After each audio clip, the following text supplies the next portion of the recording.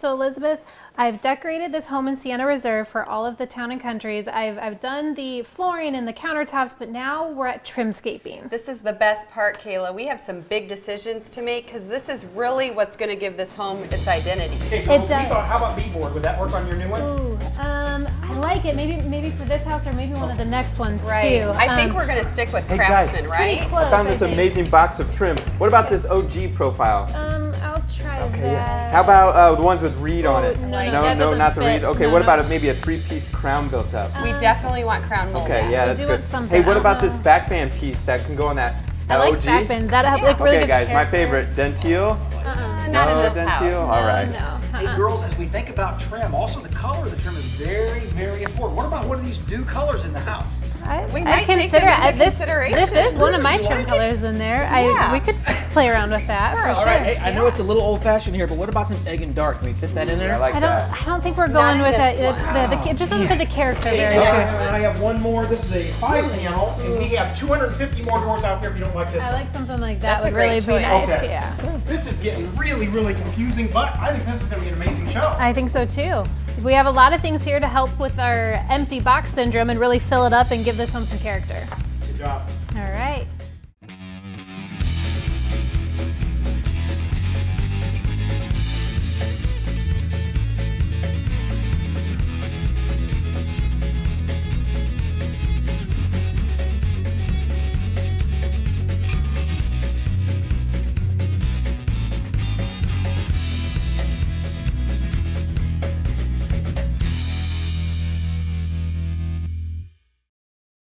Okay, Kayla, what about doing a triple built-up crown? I like that one there. We could try this one too.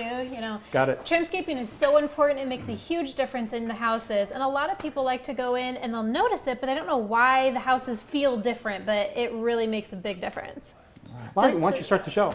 Hey, welcome to Between the Studs. My name is Lonnie Norris, and this is part of the Granite Ridge Builders team, including Tony Ranke, our president. We build custom homes on your lot or one of ours in northern Indiana, northwest Ohio, and also parts of southern Michigan. We enjoy sharing with you the process, and today a very exciting process, trim work or trimscaping in a new custom home. And the process actually takes about 3 to 10 days, depending on how much we're putting in the home. But we're talking about bookcases, we're talking about trim, crown, all kinds of other things that can be built in this phase. Yeah, and I think this is one of the most important processes that we need to talk about. Our audience is really going to want to pay attention today. There's so many choices, but what we're going to show you is how just a little bit of trimscaping can give you that geometric illusion to your room. It'll also identify certain parts and pieces to your house that gives you character. So Kayla, I think this is going to be one of our most fun processes. I think so too. You know, a lot of people will say that a house might feel like it's empty until you get the trim in, and it really creates the character and defines the house. Yeah, and I think the one big thing that we've been talking about, they say that this will give you that magical illusion in your house. So let's start, let's all pick a part and piece that we can define, and let's get in really good detail today. How's that? Okay, we got that. Magical illusions. I might have an idea.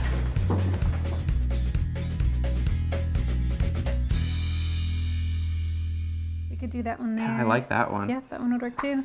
Well, a few weeks ago, I talked about the makeup of how we frame the stair parts. And now we're talking about the finished parts and pieces. And it's one of the more complicated parts when it comes to the trim stage, because there's a lot of parts and pieces, as you can see here. It can get very complicated, but this also gives your home the character, and it really defines what kind of style you're going to go with.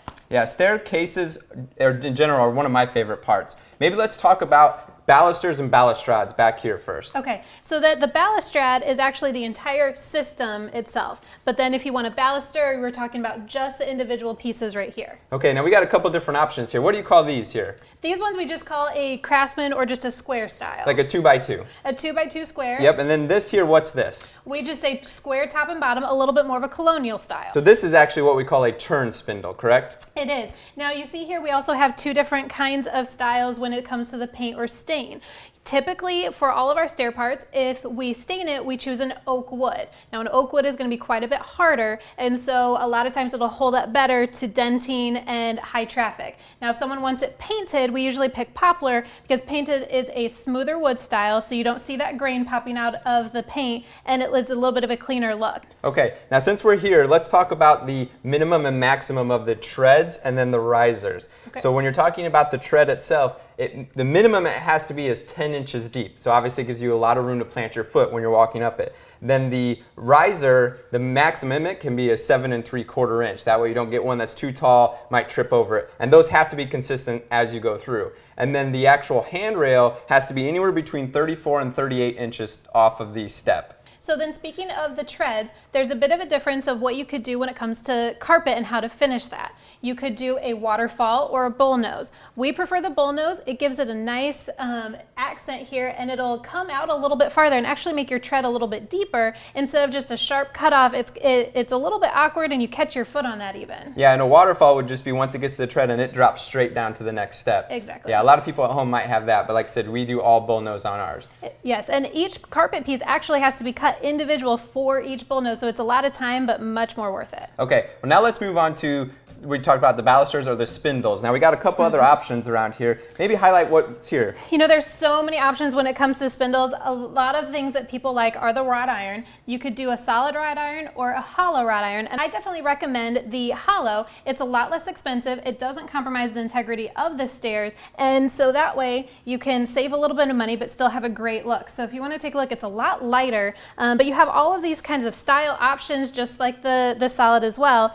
Now, when picking a pattern for your wrought iron, you have to consider that there's a code for how far apart that the balusters can be. Right, and that's actually 4 inches. So my fist is relatively about 4 inches. So my fist can't pass through any point in the stairway. They do that for safety reasons. So basically think of a 4-inch ball. You can't pass that anywhere throughout the staircase. So some of these, like this one, for example, you got to take that into consideration when you're selecting that out, and you might have to slide a more narrow one to block that 4 inches up. And another thing to think about with designing is mixing wood and wrought iron. It's a great look, again, saves a little bit of money and gives a little bit more texture to the stairs. I really like this one. What's this called? That is called a basket or an onion. So that's a very nice style, and we have some more modern ones here too. And you have all sorts of styles when it comes to wood. You have anything that you can think of, it'll fit your home.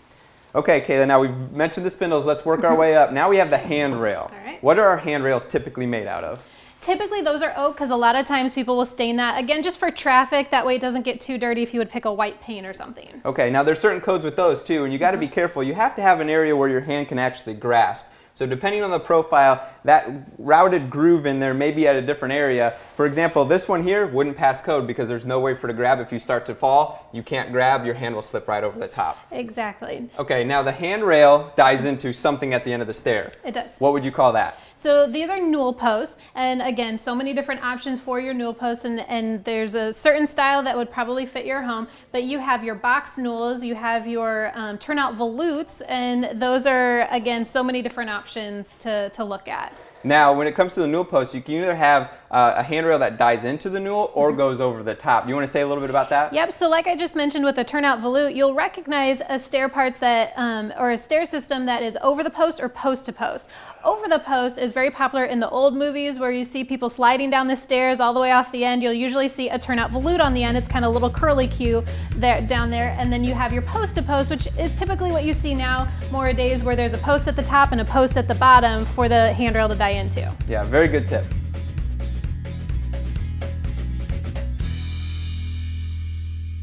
Just a few weeks ago, we were out at Home Lumber and we watched them assemble our interior doors. We used slip jams, and that was pretty cool. Let's talk about our interior doors, the different styles, maybe the different components that make up our interior doors in our new homes. That's right. Out at Home Lumber, that was really the first step. Now these are delivered to the job site and they're installed, but there's more that goes to that assembly than what was done at Home Lumber. You're right, Elizabeth. In a new home, there's approximately 1 foot for every square foot that we build. So if we build a 2,500 square foot home, there's approximately 2,500 linear feet of base and casing in a home. That's almost a half mile. You're right, base and case trim, that is. Right. Now, around this door, we show you the assembly. This is what the trimmer is actually going to plant at the job site. We hang doors, We hang the door, and we plant the trim. Okay. Now what you see in a lot of homes is this profile. This is a colonial profile trim, and there's a lot of different selections here. Really depends on the style of your home, what you choose. This is a popular one right here because it lends itself to the craftsman style. And so we have a head casing, and this would be called the leg casing? That's correct. And we have a little bit of a, we'd call it a dog ear. Or a reveal, perhaps? Reveal, yes. Right, and a lot of people like a little bit more reveal than that, and I know the craftsman style really loves that one by around the door. You're right. This is about 3 1/4 inch too, you'll notice. These do come in different widths. Kind of depends on the size of your home. You also need to keep in mind the area. You may not have room to do a real wide casing, so you might have to go to something a little more narrow. Another thing I noticed is, we're raising these ceilings, and our typical door is 6'8" in height. And on those taller ceilings, a lot of times we need to do something above the door, don't we, to kind of beef it up? Yes, we sure can. We could do a head casing. For a couple $100s, it's very dramatic, adds a lot of interest. So what you would have is a crosshead strip, then your freeze board, some crown molding, and then a top cap. Beautiful look. You can also do this on some of your openings. So you may have an opening from your great room to your nook. Adds a real wow to the room. Elizabeth, we have a lot more options to discuss. Let's go over and look at a couple more things. Yeah. Well, Lonnie, we just looked at a great example of a dog ear trim or a butt joint reveal. This is a miter joint. You're right. This is a 45-degree angle. And to keep those tight, we use a kerf nail in that miter to keep it so it won't move, especially in moisture. And as a home dries out, it has a tendency to pull apart. It's going to stay real tight with that kerf nail that we use. Now, I should add, there's a lot of doors that go into a home. There's approximately 20 doors in your average home, and it takes the trimmer about 3/4 to a full day to hang just the doors in the home.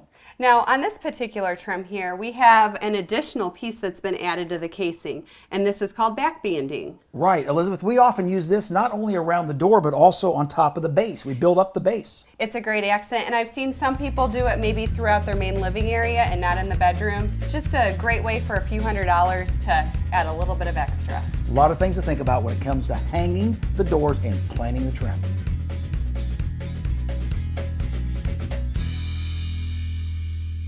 Caleb, we get to talk about one of my favorite parts of the home, and that's the doors. So we're going to talk about interior doors. So we've got a stud tip for you. So anytime you're entering a room, doors can either swing in or out. You want the doors to swing into the room, so you can have one continuous and gracious movement as you enter or introduce yourself into the room. So you always want those doors swinging into those rooms. It's a lot better for the traffic pattern, and that's a great tip. Now let's talk about all these doors that we have here. We got several in this room, and there's so many different things to think about with doors. You have your styles, your sizes. I mean, it's unlimited. Yeah, we offer so many different door choices at Granite Ridge. So you can do traditional hinge doors. We offer either sliding doors, bifold doors, and those have some more parts and pieces and movement to them. We'll also do pocket doors, like we'll show later in the show. Yep, we have and then barn doors and jib doors. If you ever want a hidden door, that's a really fun option too. And you have your sliding bypass doors as well. I mean, so each room and each scenario does have a good option. Yeah, so after they've selected the type of door, now they've got to worry about styles, like the number of panels or different styles of doors. So why don't you talk about that? Well, that's where I come into play, and we have a lot of fun with that. And we really want to get the right style for your home. And so this is usually something we talk about after we've made all the selections. You have something right here, which is a colonial door. We also call it a cross and Bible door. You see the cross here, and then you see the Bible down at the bottom there. We have 4-panel doors, and this one actually has a textured finish. So some people like that wood grain, but they really still want a painted door. And this will achieve that, and you have several different styles for those there. And we can go to the next leaf down here, and don't forget you have stained options versus painted, and you have 2-panel doors. 2 panels are really popular right now. All sorts of different styles of 2-panel. You have beadboard and square top, arch top, like you see back here.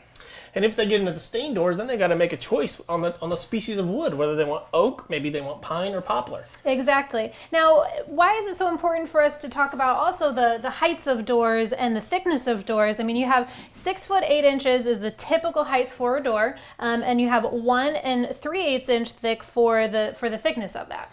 Yeah, it's all about proportion. So the height of those doors, depending on how tall you make those ceilings, you want to keep it proportional to the room.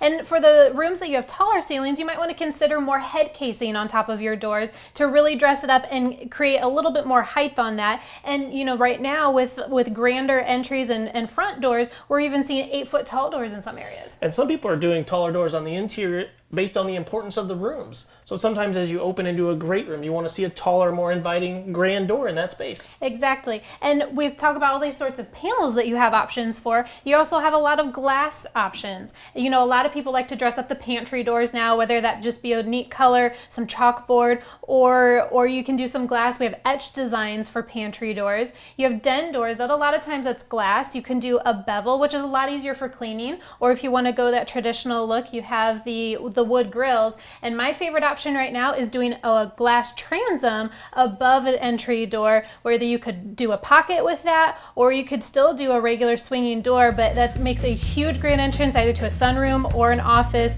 or even a grand living room. Okay, I'm looking to redo some doors in my house. Let's pick out a couple for Okay, mine. we got this one back here. Oh, this one yeah, a lot. this one would be good for you Could do guys. that. Okay.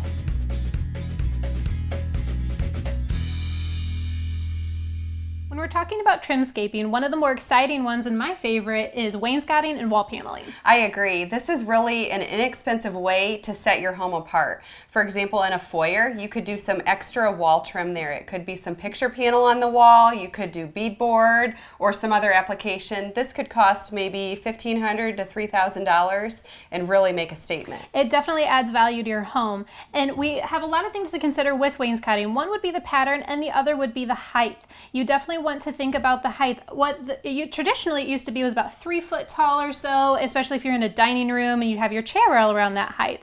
Then we started raising it to about 4 foot high, and now we're doing 5 foot and on up as well. And a lot of times on the higher ones, we're doing a little plate rail on the top so you could display something on the top of that paneling. You could even dress it up and putting brackets or corbels underneath with using a little bit of extra design. Now another way that we're adding some paneling on the wall would be maybe in a master bedroom doing an accent wall where your headboard is. You can do picture panel. A lot of things that are popular right now would be using shiplap and up to a certain height for your wainscoting. Now, not only do we do the walls, we do the ceiling too. We do. One thing to consider with that, if you're going to do a beadboard panel on your ceiling, you want to get that beadboard that is a little bit thicker so you don't have any sort of sagging or cupping with that. And if you want to just do a little bit more of a simple design, you can just do some applied moldings and some patterns, and it really dresses up the look.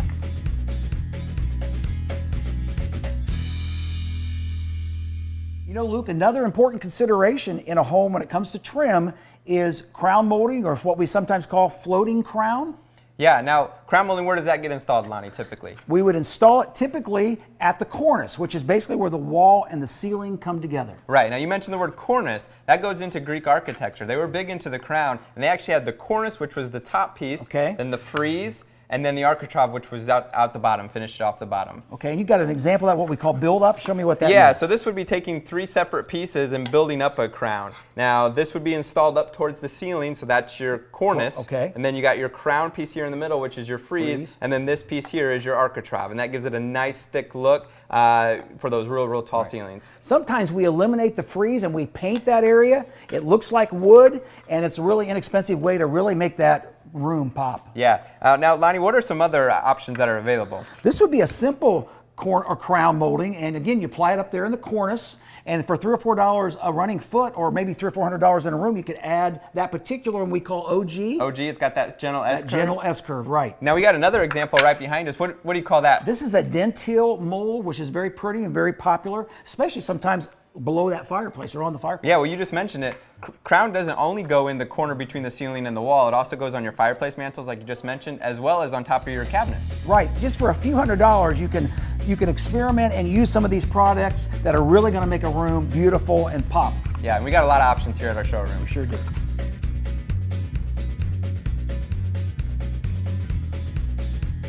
This show has been so much fun to talk about trim and what you can do to really set your home apart. We have some great examples of typical rooms that don't have a lot of trim, And then rooms where we've added some extras like built-ins and benches. Now, Kayla, what's our first example? We're gonna start with the great room, and we have a very typical, wonderful great room, but then really planting some extra trimscaping. Here's what it can look like with some built-ins and extra crown. Now here we have an example of a foyer. With a little bit of extra trim, you can go from simple to extraordinary. Now here we have an example of a master bedroom with a plain wall with a headboard. Now you have an example of a master bedroom with a paneled wall, really creating a great accent with trim. Now we do a lot of tray ceilings or box ceilings. So we have two examples here. The first shows a box ceiling or a tray without crown molding, and the next shows it with crown molding. You can even add a little bit of rope lighting for an extra accent.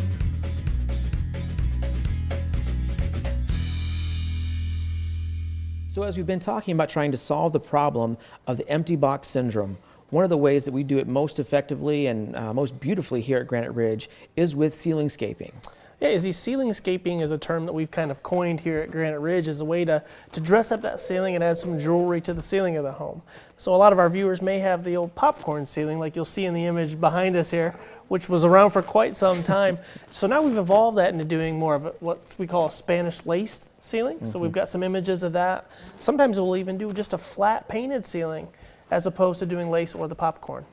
And taking that flat ceiling another step, you can actually make it look like a tray ceiling or a box ceiling by doing a different color of paint on that flat ceiling.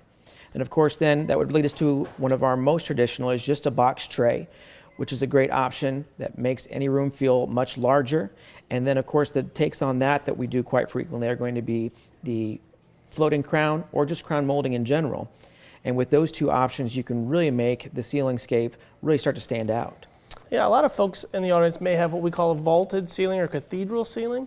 So you can do those. Some of the pictures behind us will show that vault. You can really dress that up by adding some beam work through the middle of that vaulted ceiling like we've done in this picture behind me. Or you can even take that a step further and do maybe some gable struts and then into the beam work there and really add a ton of character to those cathedral ceilings. And those beams can be done with natural wood or with drywall. Lots of different options we can take on there. And of course, if we now take the combination of a box tray ceiling and the beams, you might come up with something like a coffered ceiling, which is a very regal, very majestic looking ceiling. I think the great news for our viewers at home is we've got pictures, or we can show them between all of our specs and models around town, all of these different ceiling features. So they just need to come in and see us. We can show them all these options. Absolutely.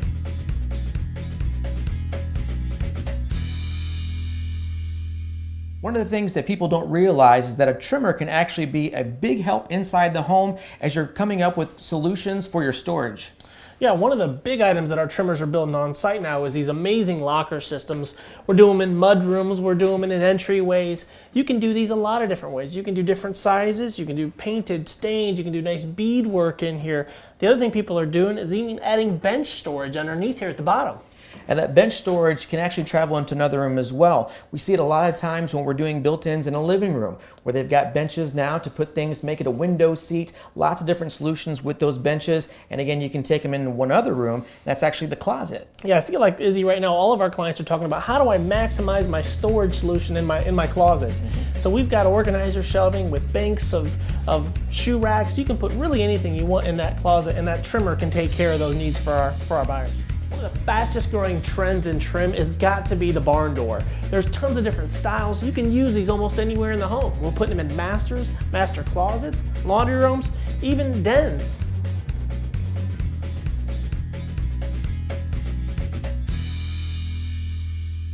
We just got done talking about door framing. We're now going to talk a little bit about window framing. There's really just a very simple difference between the two. On door framing, you actually have 3 sides that need to be planted or trimmed, and on windows, you have 4. So there's 2 typical types of trimming that go around windows. One is traditional, which is the stool and apron. The other one is what we call picture framing. Luke, would you describe those to our audience? Yeah, well, let's start with the stool and apron, or the traditional that we have here. You can see the 2 sides and the top are all made out of the same piece of casing. Then down below here, it's a little bit different, and that's where the stool and apron name comes into play. We have our stool here, and then below that is the apron. Now there's a third part. Now if Tony, you want to point it out, that little piece that sticks out past that leg casing is called the horn. And that gives you a very nice deep profile at the bottom of that window. I also noticed that this is a little bit deeper, isn't it? Yeah. Than a traditional picture frame. Yeah, quite a bit deeper than a traditional picture frame. Now the picture frame has the same type of material that goes around all four sides of it, and then every corner is traditionally mitered at a 45 to give it a nice tight fit like you can see at the top of this window. This is good information. Now speaking of mitering, let's go talk about a little on baseboard. Yeah, let's go. We talked about 1 to 2,000 linear feet of base and casing in a house. This is probably most of that, and that's called the baseboard. So first of all, the anatomy of a baseboard is 3 parts. The bottom part can be this round piece, this half round, that's the base shoe. The middle part is the baseboard, and then the top is the base cap. Could you kind of define some of the options we've got available? Yeah, well you can see here we have a 1x with a base cap on top of it. So this is actually a 2-piece baseboard here. But now they've gotten better with their knives that cut in the profile. Now this is a 1x with a milled finish on it. So it gives you that illusion that it's more than one piece, but it's still one solid piece. Probably save a little bit of money, wouldn't you? Save a little bit of money, and it's easier to install because you're installing one piece rather than installing 2. And you mentioned Great 1,000 tip. to 2,000 linear feet. Oh. Well, that's half, of that because you don't have that extra piece. What sizes do these normally come in? They may come in 3 1/4, Okay. 4 1/4, 5 1/4, all the way up 7 1/4, or any 1x. You can get 1x10 if you want. Wow. Now I noticed on that milled one that you talked about, there's something that is grooved in the back. Why would they groove that? Yeah, so you can see right here there's actually a groove, and they actually groove out, and this is a larger one, so there's 2. The reason they do that is because this is a wood material, and I have a tendency to actually start cupping once it starts drying out. Well, you want that to cup towards the wall. You don't want it to cup out away from the wall, causing an unsightly gap here between your baseboard and your wall. It's a great point. So Luke, another last question is, why do we even have baseboard? That's a really good question. Well, not only does it help with the transition between the carpet and the wall, but originally the purpose of it was to protect the wall from people with their shoes scuffing the wall. This is a more durable product than that, plaster or that drywall that's on the wall here. So it just helps protect. It's really that. Sure. Now you know what? I can see that. My size 13 shoes, that does it. Now it also helps here on the stairway with this skirt board, doesn't it? Mm-hmm. All right, so I know we've been talking about the illusion that trim can make in a house, and I think I've got the perfect understanding of it now. Basically, again, we start off with an empty box syndrome. It's not very beautiful to look at for many houses, but if we'll add just a little bit of trim, it's amazing what can happen. And if you really do the trim well, boom. It really becomes a sight to behold, a lot of pop to that house. Now that's magical. And thank you so much for watching us today. We really love to come into your home and talk about all these trim ideas. And we'd love for you to come into our showroom even and talk about the decorating ideas and what trim can do for your home. So as always, guys, I want to thank you for tuning in today. If you'd like to learn a little bit more about who we are, what we do, and why we do what we do so well, please just pick up the phone, give us a call, visit the website below. Better yet, come in the front door. We'd love to show you all these beautiful parts and pieces. Yep. All right, guys, I got one more magic trick for you. It's one that me and the guys have been working on. You guys hold hands, okay? Hold hands. Close your eyes, and I'm going to count to 3, all right? You ready? Okay. 1, What's gonna happen? 2, 3. They disappeared.